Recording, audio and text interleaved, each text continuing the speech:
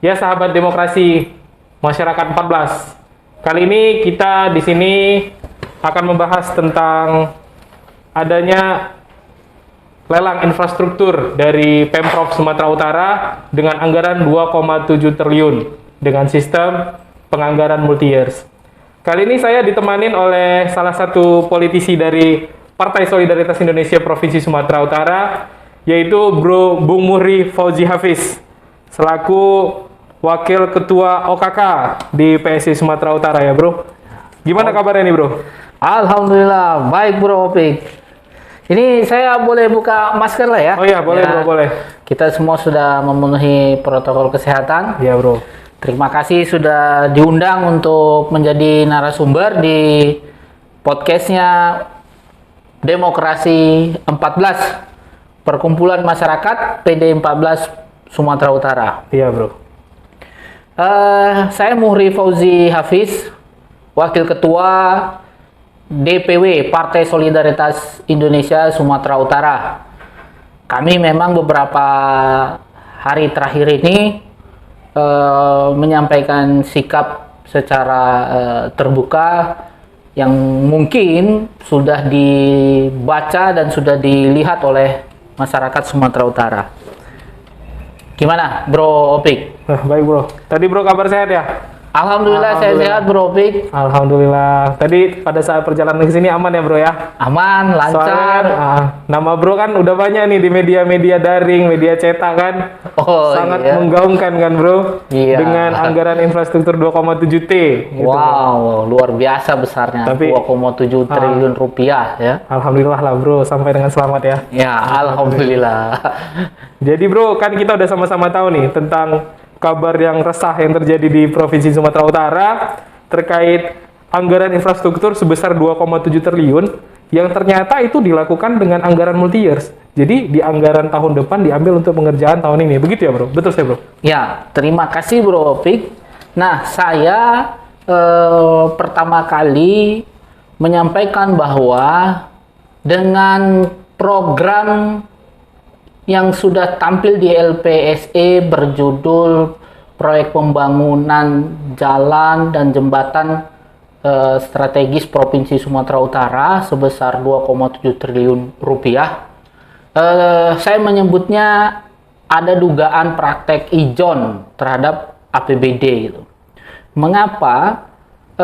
Karena sampai hari ini sebagai salah satu masyarakat Sumatera Utara, saya masih sumir melihat informasi tentang proyek belanja tahun jamak yang dilakukan oleh pemerintah Provinsi Sumatera Utara pada Dinas Bina Marga Bina Konstruksi ini gitu.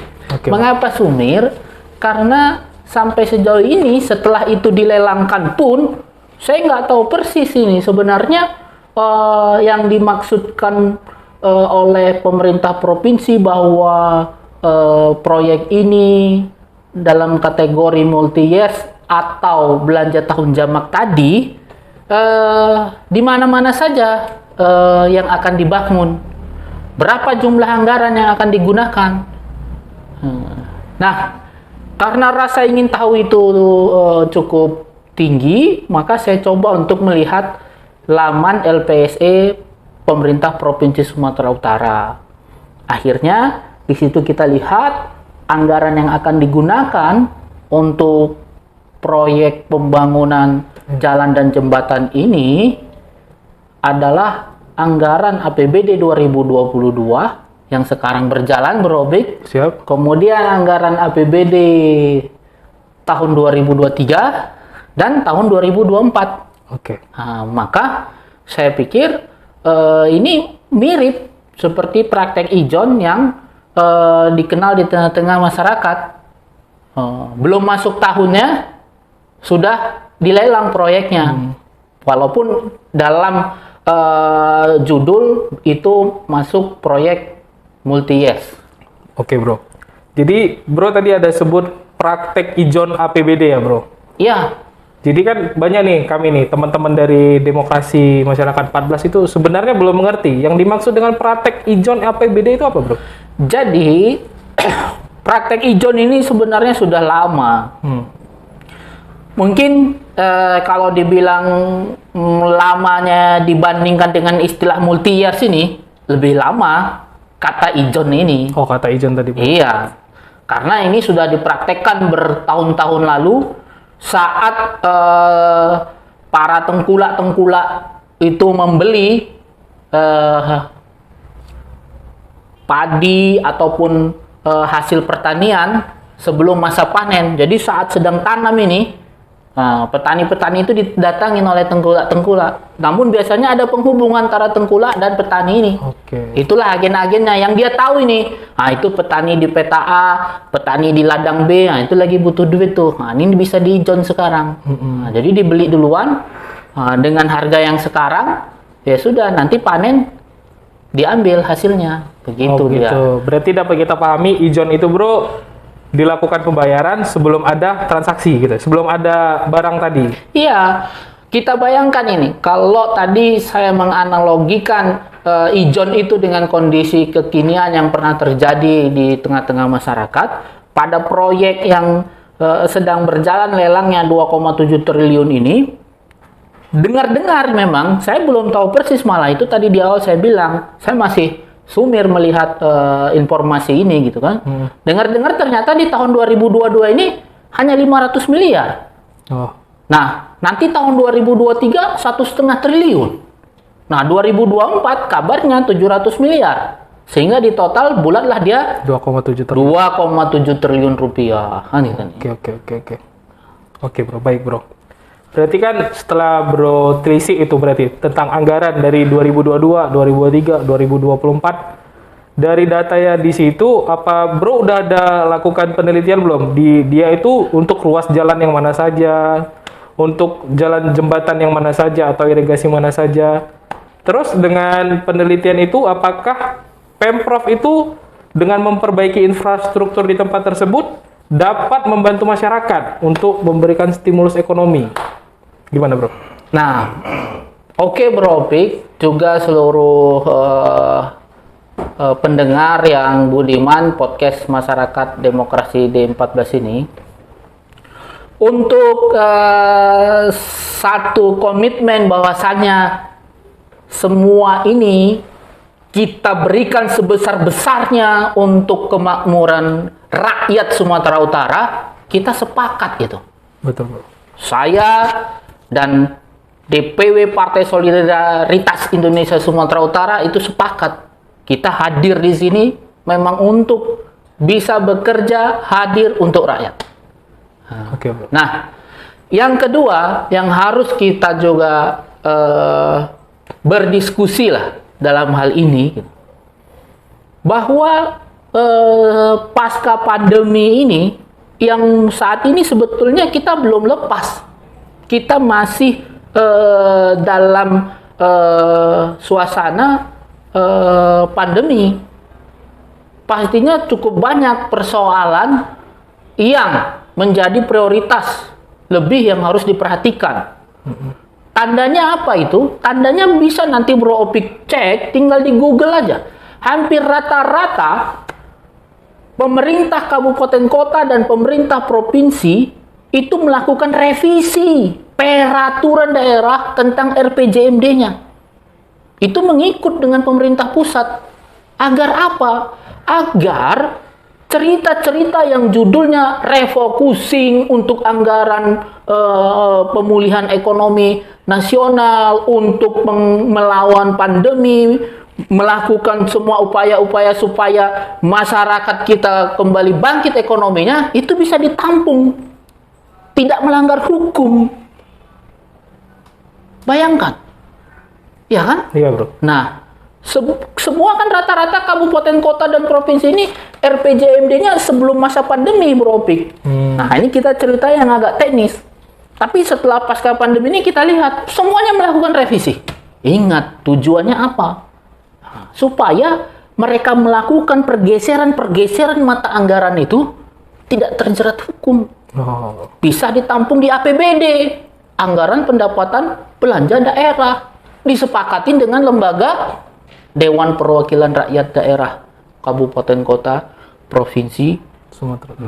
kan seperti itu dia. Oh, Nah, untuk yang ketiga persoalan ditetapkannya tahun 2022 ini ada belanja tahun jamak sebesar 2,7 triliun rupiah. Nah, kita sendiri sebenarnya itu tadi masih kurang jelas ini ada apa gitu kan.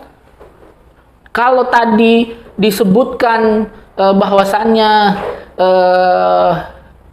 multi years ini istilah yang biasa, yang umum, ya kita sepakat memang. Kita pun masyarakat Sumatera Utara ini bukan orang-orang yang nggak tahu tentang multi years itu. Bukan jauh kali jarak antara Sumatera Barat dengan Sumatera Utara, enggak, sekali jalan itu, naik pesawat juga sebentar. Ya kan? bersebelahan, bro. Ya, dan kita sangat paham istilah multi years itu. Sudah dari dulu, sebelum ada Kepala Dinas Bina Marga Bina Konstruksi yang baru ini. Dari dulu. Sudah ada ya, bro? Ya, sudah tahu kita multi years itu.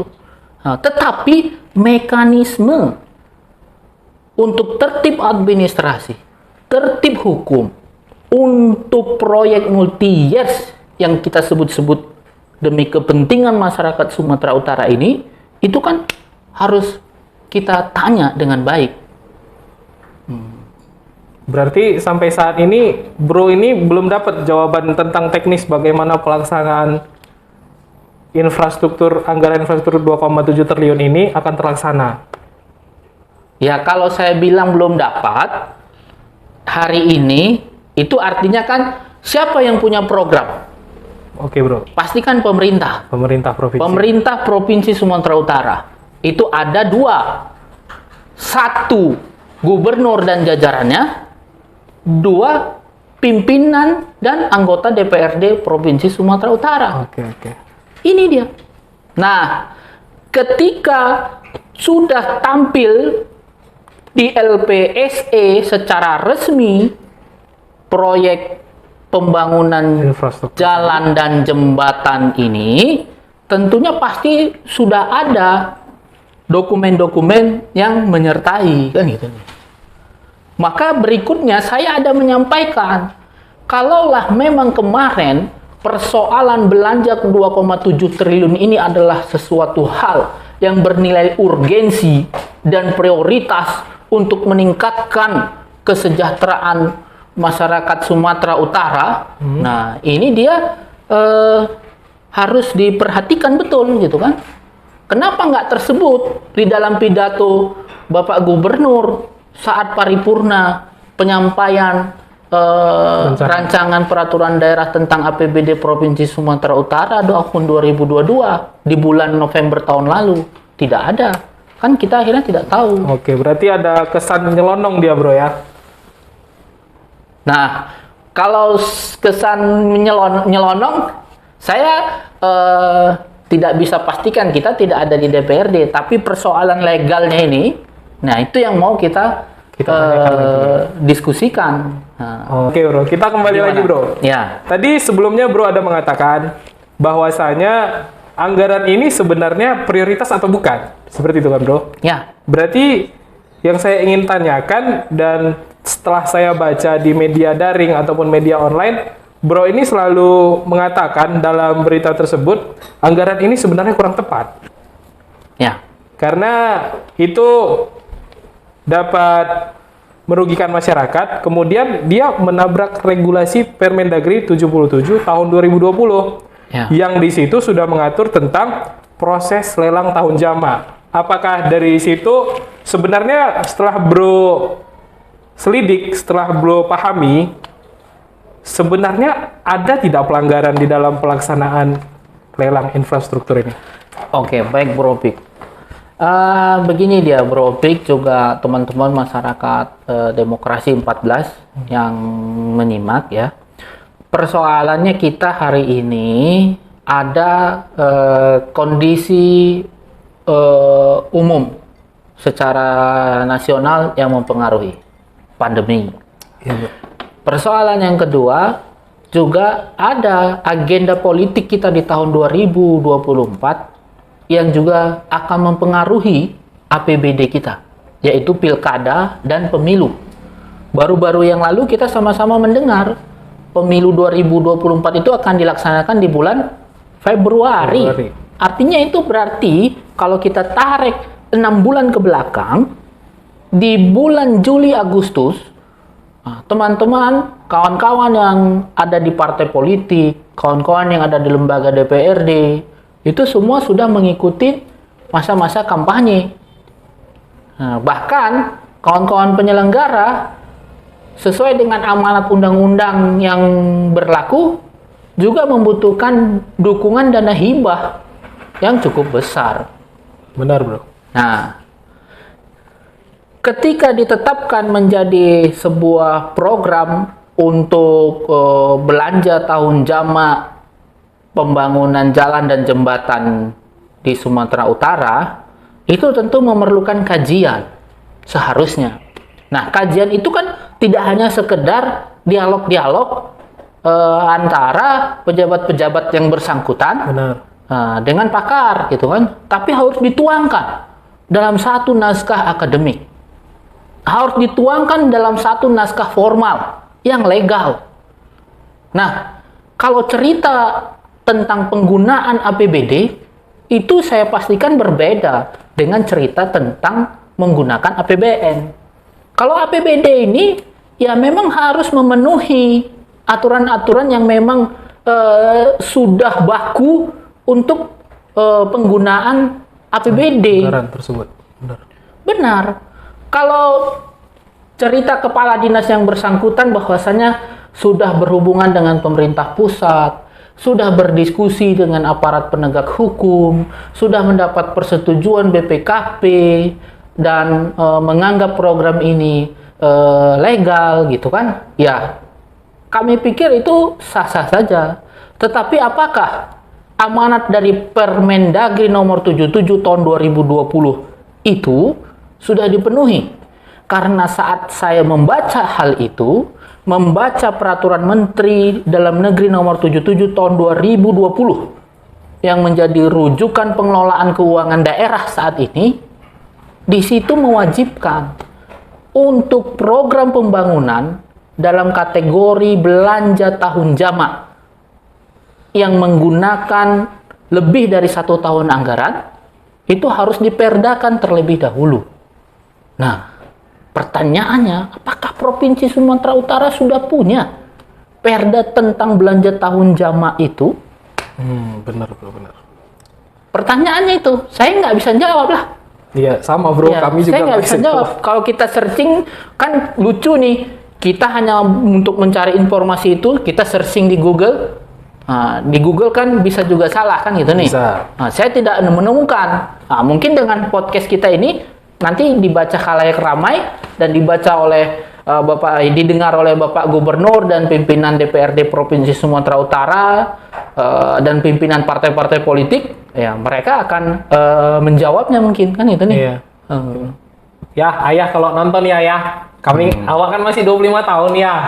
Boleh lah ya dibantu dijawab terkait infrastruktur ini. Dengan anggaran 2,7 triliun loh ya, gede itu ya. Ya Bro ya. Ya, 2,7 triliun ya. Ya cukup besar, 2,7 triliun itu untuk kita di Provinsi Sumatera Utara itu cukup besar. Kan tadi di awal kita katakan, kalau kenyataannya di tahun ini 500 miliar, kan tak perlulah dimasukkan pula untuk menjadi multi-years. Toh di tahun depan pun segitu juga kemampuan kita.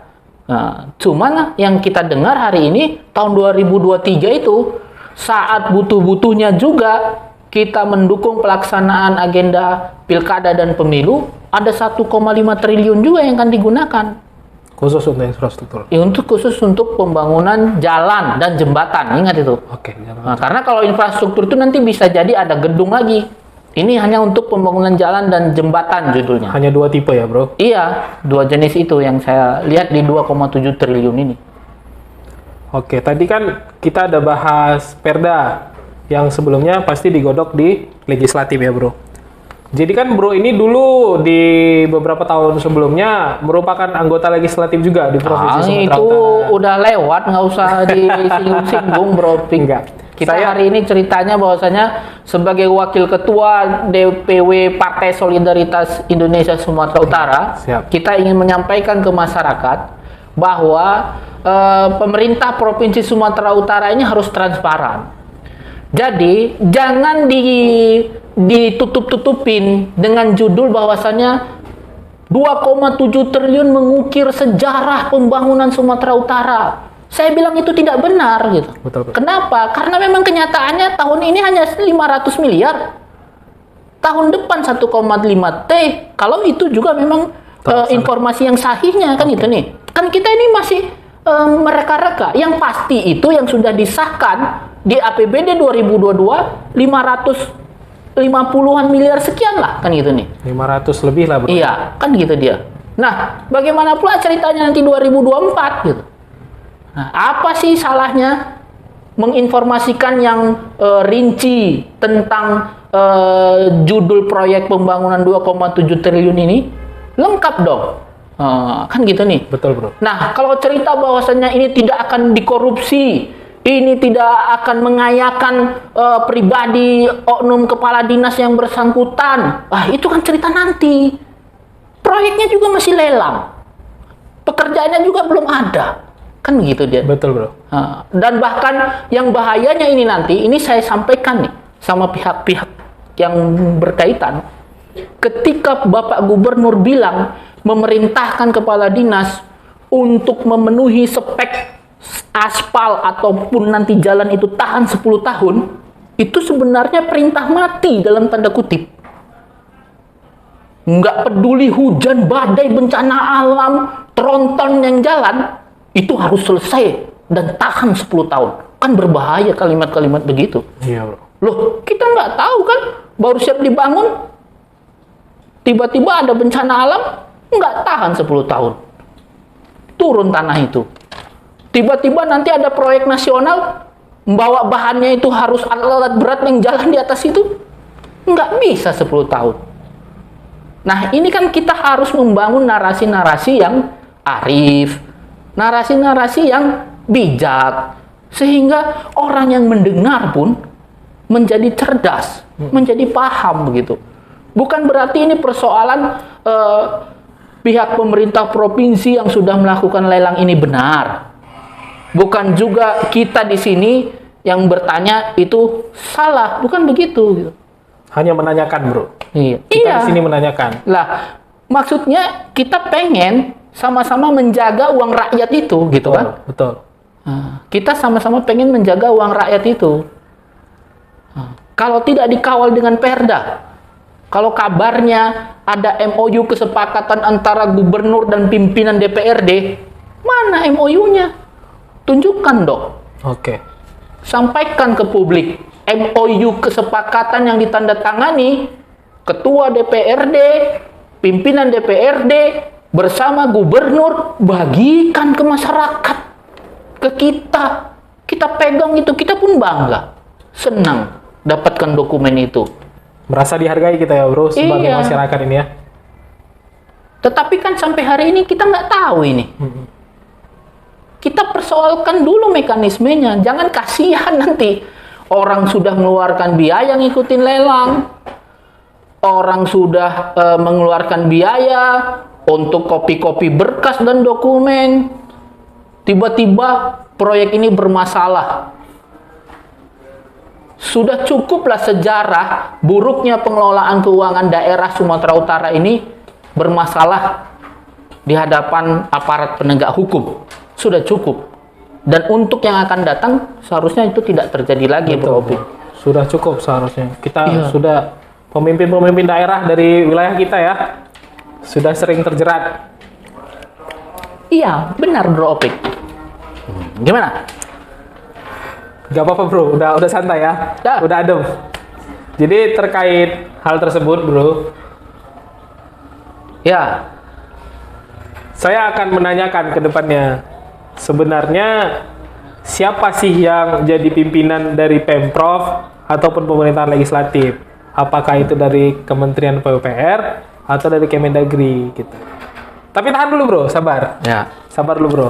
Kita iklan dulu sebentar. Ya. Nanti kita kembali lagi, kita break dulu. Ya. Oke, Bro? Oke. Silakan, Bro, diminum lagi, Bro. Oke. Oke, Bro, kembali lagi di podcast Masyarakat Demokrasi 14. Masih bersama Bro Muri Fauzi Hafiz, Ya. selaku Wakil Ketua OKK Partai Solidaritas Indonesia Provinsi Sumatera Utara ya, Bro. Oke, Bro. Oke, Bro, kita kembali ke topik tadi, Bro. Dengan pertanyaan saya sebelumnya. Sebenarnya siapa sih yang jadi pemimpin dari Pemprov ataupun anggota Dewan Legislatif yang ada di Provinsi Sumatera Utara ini? Apakah itu dari Kementerian PUPR atau dari Kemendagri atau sebenarnya ada lagi yang lain, Bro? Ya, baik Bro Opik. Jadi ini kita berbagi pengetahuan. Nah, yang namanya pemerintah provinsi itu adalah pemerintah daerah, gitu ya. Jadi pemerintah kabupaten, pemerintah kota, pemerintah provinsi, ini semuanya pemerintahan daerah. Ya. Nah, kalau ada kategori-kategorinya, misalnya disebut pemerintah provinsi perpanjangan pemerintah pusat di daerah, nah itu benar juga. Tapi ada keundang-undangan yang diatur oleh undang-undang. Nah, kaitannya dengan APBD, APBD ini produk pemerintahan daerah. Gitu. Nah, pemerintahan daerah itu asistensinya adalah Kementerian Dalam Negeri. Sehingga apapun kegiatan yang dilakukan oleh pemerintah daerah yang menyangkut tentang pengelolaan keuangan daerah yang bersumber dari anggaran pendapatan belanja daerah, itu harus melewatin konsultasi, bertanya, dan persetujuan Kementerian Dalam Negeri. Gitu. Nah, bagaimana hubungannya dengan kementerian terkait lainnya?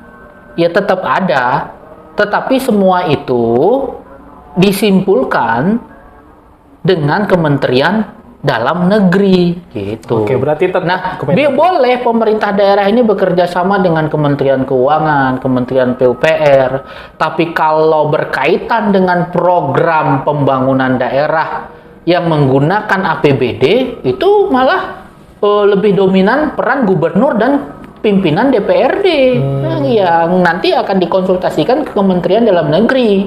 Jadi nggak ada itu ceritanya, Bro Opik. Kalau yang berkaitan dengan dana APBD harus melobi pusat lah, harus melobi presiden lah, nggak ada. Nggak seperti itu rumitnya menjalankan pemerintahan ini.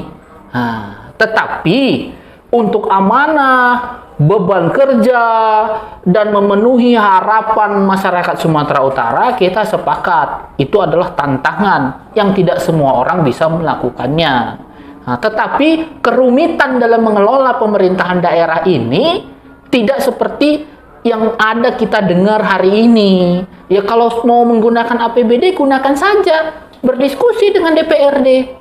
Berdiskusi dengan kepala dinas, berdiskusi gubernur dengan kepala daerah kalau ada kaitannya dengan bupati dan wali kota. Nggak harus ada sampai melobi-lobi yang saya dengar katanya ada berulang kali ke Bappenas, ada berulang kali ke PUPR, ada berulang kali ke Kementerian Keuangan.